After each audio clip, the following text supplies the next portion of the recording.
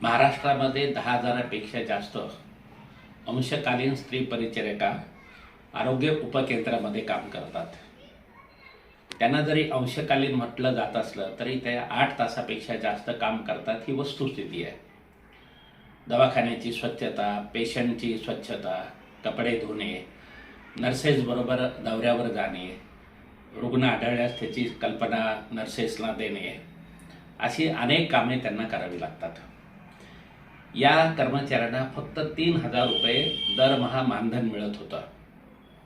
इतकी महत्त्वाची खेड्यापाड्यामध्ये, दुर्गम भागामध्ये काम करणाऱ्या कर्मचाऱ्यांच्या बाबतीमध्ये महाराष्ट्र शासनाकडून फार मोठं त्यांचं शोषण सुरू होतं.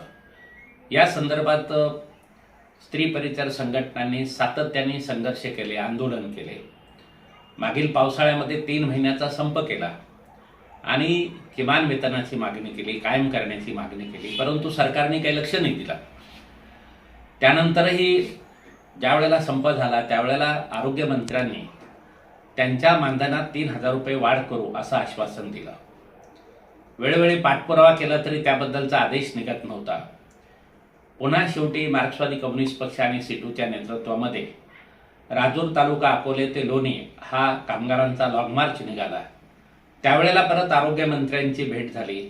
इतर मंत्री महोदयांशी चर्चा केल्या. त्यानंतर त्यांनी 3,000 रुपये जे मानधनाचं आश्वासन दिलेले त्याचा निर्णय करू असं आश्वासन दिलं.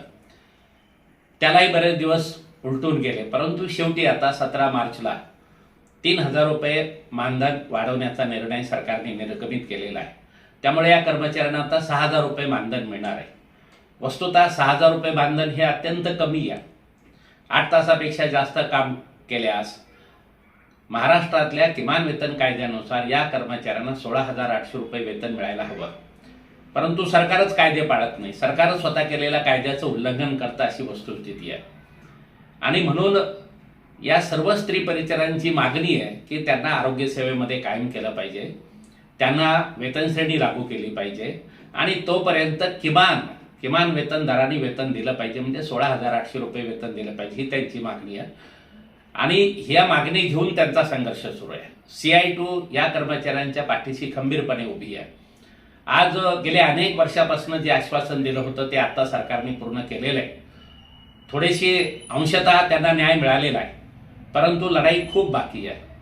त्यांना कायम करण्याची लढाई आहे, त्यांना किमान वेतन मिळण्याची लढाई आहे, त्यांना इतर कर्मचाऱ्यांप्रमाणे सुप्रीम कोर्टाच्या निकालानुसार समान कामाला समान वेतन मिळालं पाहिजे, या मागणीची लढाई बाकी आहे. आणि ही लढाई पुढच्या काळामध्ये चालू ठेवण्यात येईल. CI2 सातत्यानं या स्त्री परिचारांना न्याय मिळवून देण्यासाठी प्रयत्नशील राहील.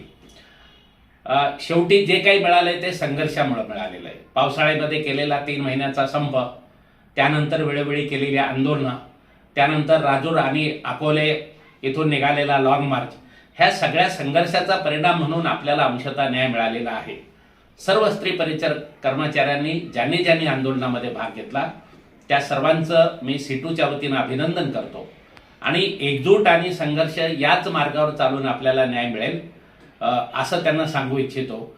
आणि पुढील लढा सुद्धा नेटाने चालू ठेवण्यात येईल असा शब्द मी या सर्व कर्मचाऱ्यांना देतो. पुन्हा एकदा सर्व स्त्री परिचार कर्मचाऱ्यांचं, त्यांच्या सर्व नेत्यांचं अभिनंदन.